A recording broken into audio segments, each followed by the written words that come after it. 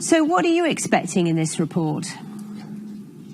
I think from what we've heard about and the briefings, we are expecting a very long document, but one that potentially struggles to be really clear on how some of those issues could be tackled.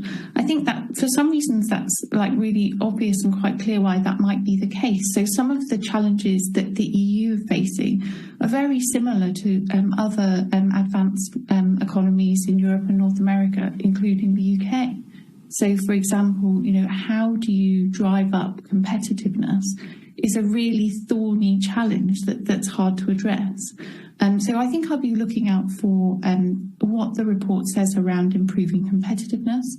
Crucially, how that might be financed, I think that's a really big question, and how the EU, and through this report, Draghi suggests the EU might respond to the sort of big tech growth in the US. There's a lot of interest in why productivity and innovation is much higher in the US compared to the EU.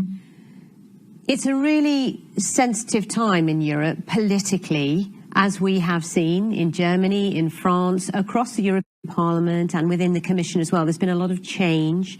That makes it more difficult, doesn't it, to drive through what could be difficult changes required, for example, across Europe in terms of the workforce? Yeah, I think that's a really important context to this report, and particularly because Draghi sees Europe and the EU working more closely together as one of the ways in which growth and competitive might be improved. So, for example, we're expecting he might suggest changes to regulation of financial institutions to try and improve the rates of funding that go into EU firms. And that's a contentious issue.